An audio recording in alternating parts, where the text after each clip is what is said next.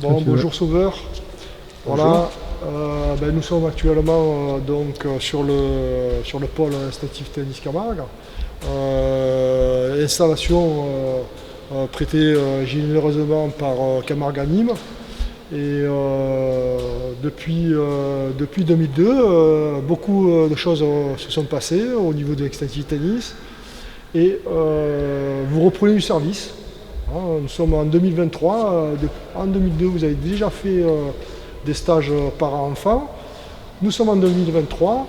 Nous y retournons ensemble. Et comment avez-vous vécu ce stage parents-enfants? Eh bien oui, depuis 2002, j'avais arrêté un petit peu ces stages. Et puis je me suis rendu compte qu'il fallait les reprendre. Tout simplement parce que en regardant les jeunes jouer, en les regardant certains tournois de jeunes, je me suis rendu compte que le parent avait une énorme importance. Parce que souvent, ces enfants, lorsqu'ils font des erreurs, se retournent, comme pour s'excuser, vers leurs parents. Alors je me suis dit, on dirait presque que ces enfants jouent pour leurs parents.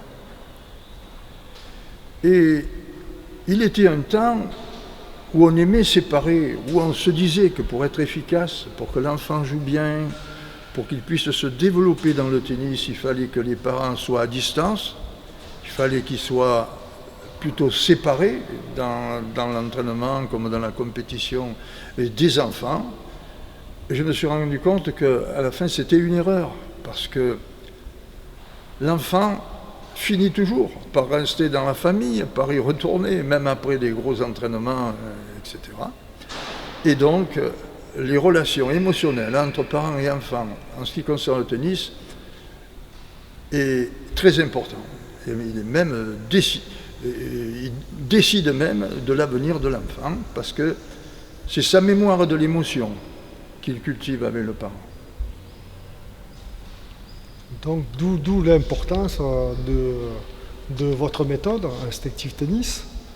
Et donc aujourd'hui, quels ont été vraiment les principaux axes sur lesquels vous avez pu vous appuyer pour que ces enfants intègrent vraiment les outils que vous avez mis tant d'années à développer, puisque ça fait quand même plus de 30 ans que vous vous occupez du mental, des jeunes et des adultes en compétition. Donc, comment vous avez essayé de faire passer ce message au niveau des enfants? Alors, il y avait deux messages à faire passer finalement. Il y avait un message à faire passer aux enfants. Ce message, c'était de leur permettre vraiment de ne plus stresser en compétition. Alors souvent, comme je disais, l'enfant, vers les 9-10 ans, puisque nous avions surtout des enfants de 9-10 ans, finissent par jouer pour le parent. Et ont, pour cette raison, un énorme stress et une énorme, finalement, envie d'avoir des résultats, par la volonté. Et ils sont toujours en contrainte. Autrement dit, ils sont obligés d'avoir des résultats. Et le corps, leur corps, s'en ressent, y compris dans les tensions musculaires, d'ailleurs, inconscientes, qu'on a pu observer chez des enfants de 9 ans. Ils sont déjà tout tendus du haut du corps, notamment, par la peur de faire l'erreur, par la peur de décevoir le parent. Ils sont déjà très, on va dire, très contractés du corps. Ils ne retrouvent jamais ce relâchement, ce plaisir d'être dans la détente. Et donc, on s'est efforcé au cours de ce stage, par rapport aux enfants, leur permettre de pouvoir se concentrer, de pouvoir lâcher prise sur les résultats, de ne point s'occuper du résultat, mais d'être dans la conscience du jeu, conscience de la balle, conscience de leur propre désappointement après des erreurs, leur faire constater qu'ils étaient désappointés, leur faire constater que là ils perdaient leurs moyens, leur permettre de se concentrer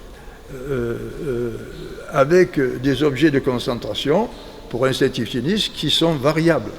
On a commencé par la respiration, se concentrer sur la respiration. Cela permet de résoudre des tensions inutiles du corps, puisqu'ils étaient tendus. Ça permet aussi de fixer l'attention et la concentration sur la respiration. Et donc on a vu là, petit à petit, la concentration des enfants augmenter au cours des heures. Voilà. Donc ça, c'était le message à faire passer aux enfants. Alors je résume. 1. Être capable de gérer leur stress par la concentration en étant à l'instant présent. Quand on est à l'instant présent, il est impossible d'avoir le stress. Le stress ne peut que descendre, s'établir dans une conscience qui pense aux résultats, qui a peur de décevoir, etc. Si on arrête ce chevauchement de pensée, cet enroulement de pensée, si on l'arrête, si on se concentre, alors le stress ne peut pas venir. C'est ce qu'on apprend à l'enfant. Dès l'âge de 8 ans, 9 ans, on apprend à l'enfant à gérer son stress à la compétition. Et je veux vraiment peser là-dessus, c'est que lorsqu'on gère son stress dans le tennis, pour l'enfant, il va le gérer dans la vie, dans sa scolarité aussi, et ça, c'est précieux. Voilà, c'est la raison pour laquelle on s'y attache tant. Justement, comment